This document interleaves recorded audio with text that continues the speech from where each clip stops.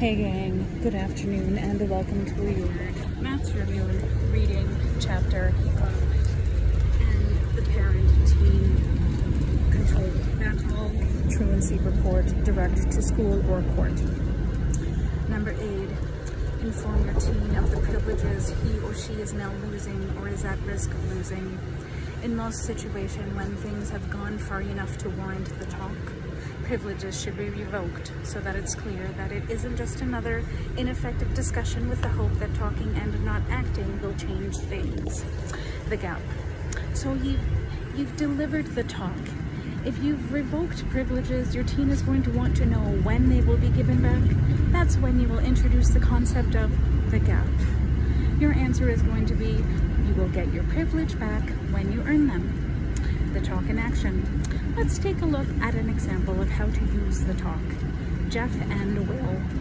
Jeff, 15, and his brother Will, 13, enjoy playing video games and competing.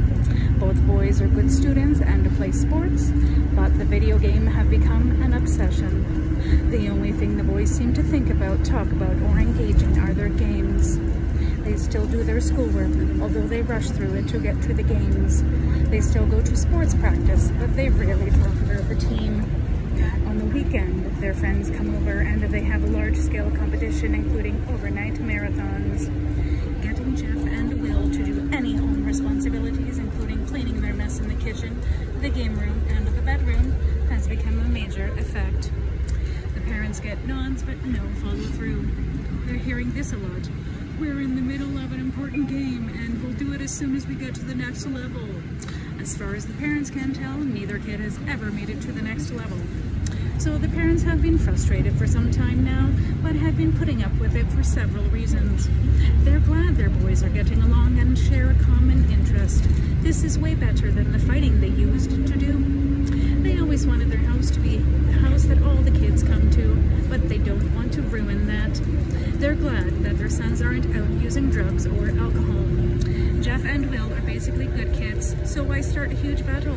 They almost always have friends over, and the parents don't want to make a scene in front of the other kid. Their parents have tried being nice, but that has accomplished no thing. Now it's to the point where there is a battle almost every night and weekend. Clean this up, put that away, stop the games and do your work, stop the games and go to bed. Each request elicits the same response, a passive "I will," followed by no action, which is lately followed by "right now." After spending an enormous amount of energy, the parents get about half of what they asked for, and then the boys are back to their games. Breaking point. After what seemed like weeks or months of this, Mom got totally fed up and told her sons, no more video games for a week.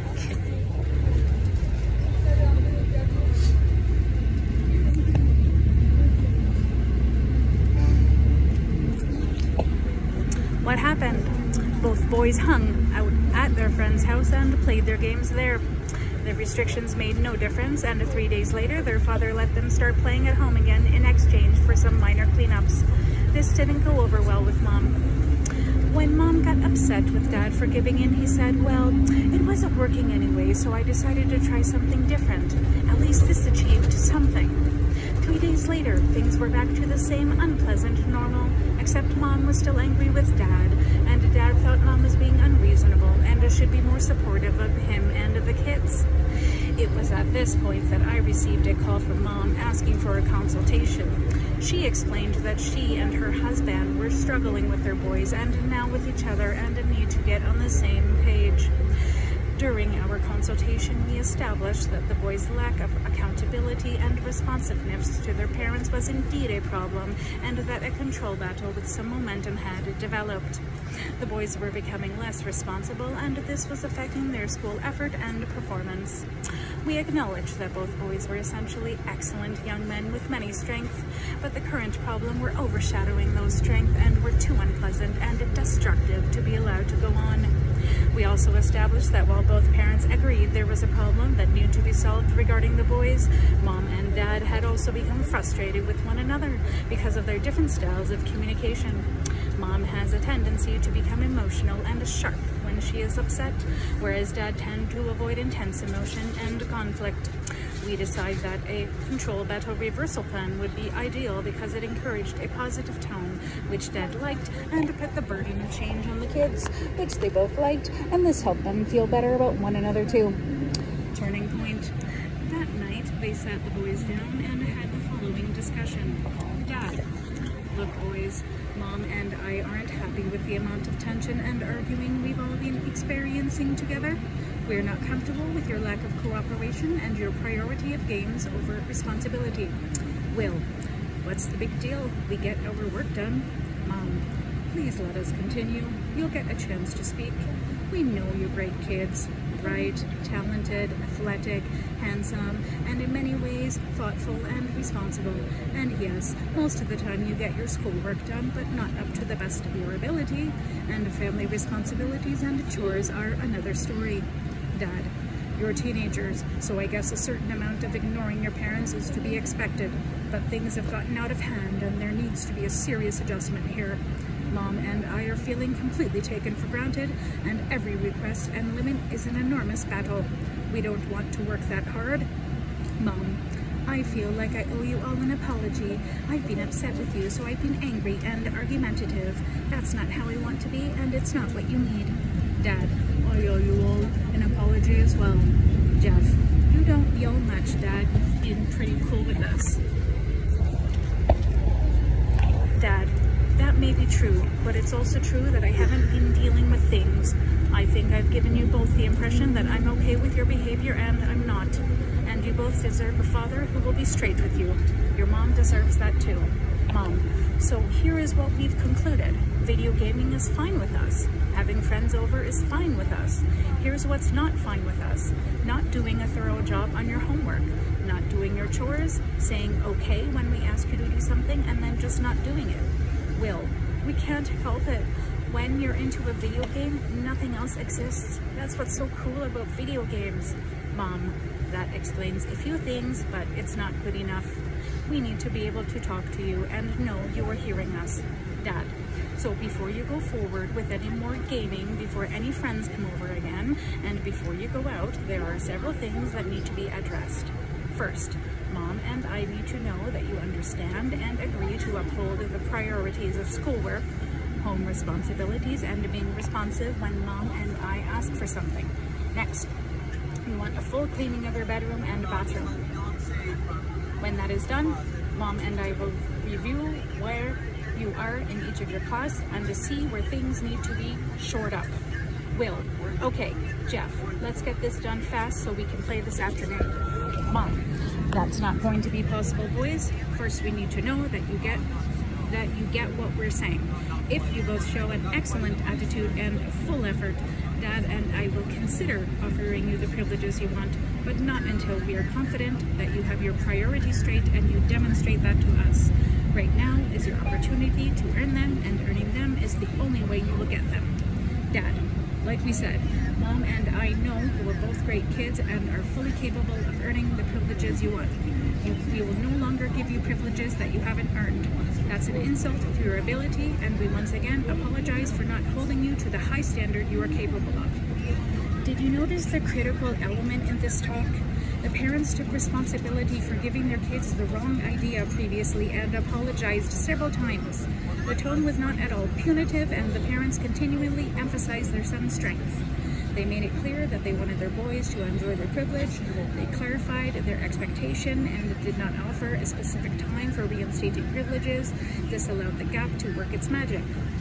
By keeping the timing open and the burden of responsibility on their teens, it motivated the boys to change and to address their parents' expectations. At our follow-up visit a few weeks later, I learned that things had turned around and the boys were back on track. There was still some limit testing going on that required some reinforcing and fine-tuning, but the beast was nowhere to be found. How teens can fill the gap. Here are a few more pointers on how teens can fill the gap and re-earn their lost privilege. First of all, before you offer a path to earning that privilege, be sure that your teen is open and interested. It's best if the teen asks the question, "What do I need to do?" Otherwise, parents run the risk of trying to get their kid to do something and meeting resistance. That's the structure of a control battle, so let the desire for change come from your teen. Second, set the bar high enough that it becomes clear to your teen that the privileges only come back and stay in place when he or she is committed to a substantial change.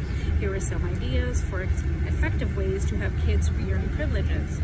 Have your son or daughter write an essay on the subject of the problem, including what the problem is, why it's a problem, what the correct behavior would be, and what his or her plan is for demonstrating and maintaining the correct behavior. For instance, a boy who has been swearing at his parents might be required to write an essay on verbal abuse. A girl who has been hurtful to a younger sibling could write a report on the effect of bullying and what her plan for change will be. Other essay topics might include drug abuse, responsibility, trust, and communication skills. After the essay is written, have your teen discuss it with you in a mature and positive manner. Use this time to have an in-depth discussion on standards and expectations and to take a positive yet authoritative stance. This is an opportunity to recount your teen's strength and your expectation that his or her best self will be demonstrated. When your daughter or son verbalizes acceptance of the standard and expectation with a positive attitude, suggest ways to demonstrate the positive behavior. These could include focusing on schoolwork, being cooperative and respectful when asked to do something, being kind and giving to a younger sibling, doing some serious housework or gardening, and accepting lost privileges with a good attitude. Once again, do not commit to a time your teen will get his or her privileges back. The teen brain will hear that as a promise. Only commit to a time to discuss progress. Keeping the beast at bay. Now that you've had the talk and your teenager knows that the privileges must be earned, there's been an enormous change in your family dynamics. You've stopped feeding and paying attention to the beast, and it's withering away. Now we want to keep it that way. Ask yourself, which of my own behavior feeds the beast? Am I being reactive or using a negative tone? Am I easily roped into trying to get my teen to manage her responsibilities? Am I always being a quote-unquote nice guy and not holding my kid to a high enough standard? That's where you're going to want to be vigilant about your own behavior. You want to let the beast go hungry. In so many control battle-based relationships, parent-teen arguing is at the core. So one thing you want to be careful about is not initiating or getting sucked into an argument. Remember, we all react and argue from time to time. But when we're dealing with the control battle, we want to go that extra mile to avoid feeding the beast that's destroying our family. Thankfully, there's a great tool we can use to avoid arguments. Validation, a tool to support the change. When trying to change a behavior, often it is much harder to not do something than it is to do something. If parents simply try not to argue, they can only hold out so long before they're likely given to the temptation. So here is something that parents can do instead. Let's stop and consider what fighting really is. Think about a fight you may have had with your partner, for instance, and let's ask the question, what did you do and your partner really want? Chances are you both wanted to feel understood, to be validated. You both wanted empathy. These are emotional needs, and getting our emotional needs met is important to all of us. When others take the time to show they care about our feelings, we immediately feel better. In fact, feeling understood and validated can be more important than winning an argument and getting our way. Validation can be a powerful tool for stopping an argument before it starts. Rather than counter what your teen is saying, in other words, argue, validate your teen's feelings. This is not the same as agreeing with or approving of the way your teen is expressing his or her feelings. It is simply validating the feelings themselves. Therapist and author Hall and Cook, 2010, wrote a wonderful book, The Power of Validation, that explains this effective tool to parents. The book is aimed primarily at parents of younger children, yet validation is a powerful tool with preteens, teens, and adults as well. Let's look at some examples of this concept in action. Teen, I hate you. Parent, I hear that and I can see that you're really angry with me. Teen, you never let me do anything. Parent, I understand that it's really frustrating when you want to do things and you have to face restrictions. Teen, why do I get blamed for everything? Parent, I hear that you're feeling unfairly blamed for many things. I see where that can be really hurtful. Teen, Mom, can I go to a sleepover at Amber's house tonight? Gina and Jessica are going to, and it's going to be really fun. Parents, you girls do have a lot of fun together, and I know you really want to go. You've got a soccer game early tomorrow morning, and it's not okay to do sleepovers when you have a game the next morning.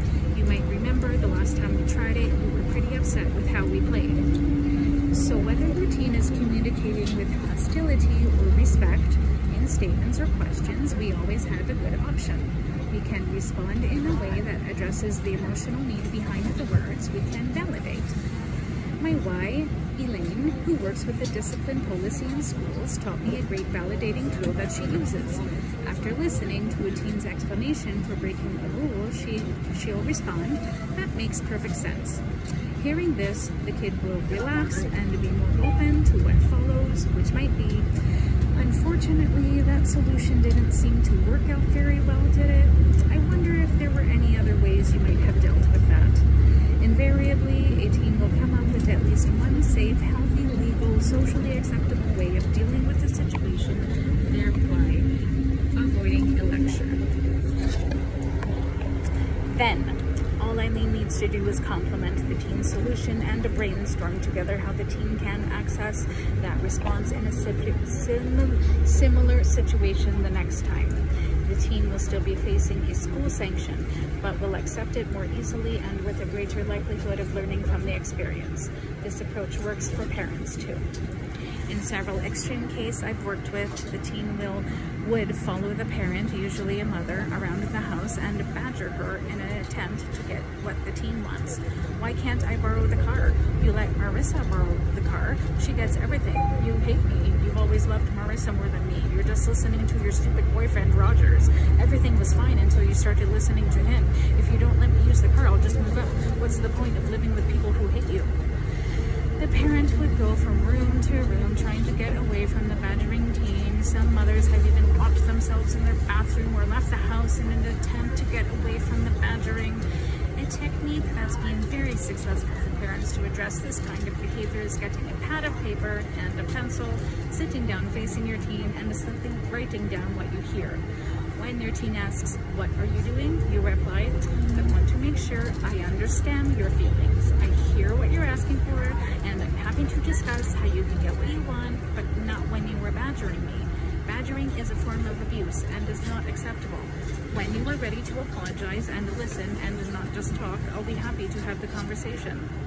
Let's review the many ways that validation supports our goals. Instead of being reactive, we are being thoughtful and taking charge of our own response to the situation.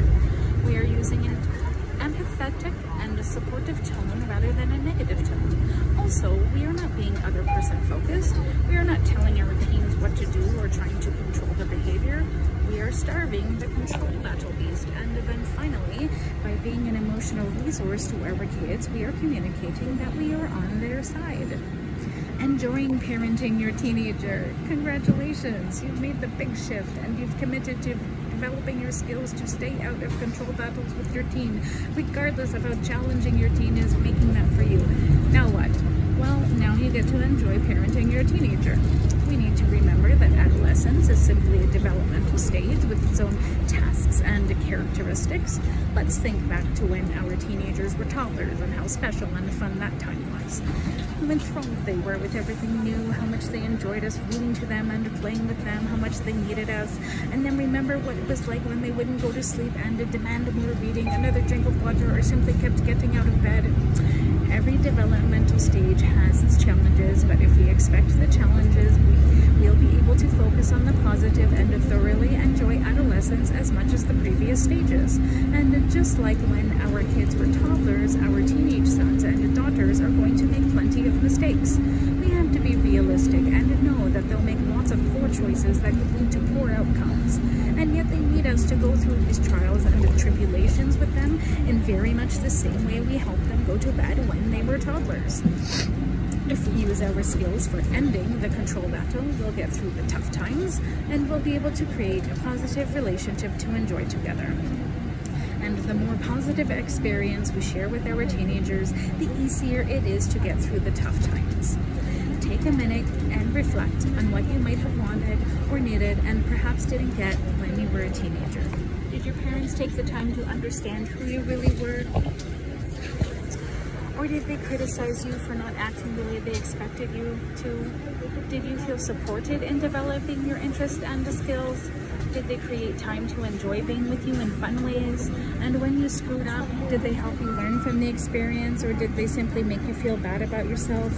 This simply reflection can be a powerful reminder of just how much and in how many ways your teenager truly needs you. As you build your skills for ending the control battle, you actually build a great skill set for enjoying your teen as well. You have a healthy vision of your teenager and a faith that he or she will do great in life. You've established high standards and re-established your parental authority. In addition, you've learned how to validate your teen and avoid arguments. In Chapter 2, you learned that teens need excitement and the opportunity to take risks, be creative, and be with other teens, and that the areas and interests teens focus on and invest in will often be there for their lifetime. Think of some ways you can support, engage, and enjoy your teen in these areas. One of my sons is a drummer, and my wife and I fund ourselves going to punk rock concerts when he was performing. Punk rock would not have been our first choice of a musical genre to listen to, but it allowed us to connect with us and enjoy our son and appreciate his talent. I have to confess that I actually end up enjoying the music. If your daughter likes to read what she reads and to discuss it with her. If she plays a sport, do it with her or enjoy watching, photographing, or videoing her. If your son plays video games, play with him or at least be with him while he plays and have him explain his strategy. Perhaps you're good with auto mechanic and your son is interested in cars. Getting a junker of a car and helping him rebuild it would be a great project for you both. Remember, he'll want to do some of it on his own, which means he'll probably screw some things up. Keep in mind the purpose of the project is learning and connecting, not doing a perfect job.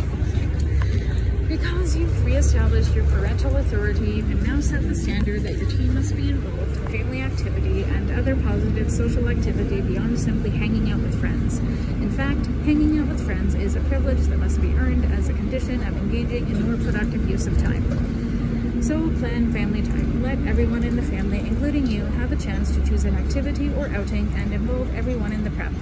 It may be that you're all going to play video games or go to a skateboard park, but be sure to make the time fun. Help your kid plan an event with friends. If they want friends over to watch a movie, help them plan and prep food and drink. It may be a good time for you and your teenager to make pizza together and talk. Helping your teenager learn and grow.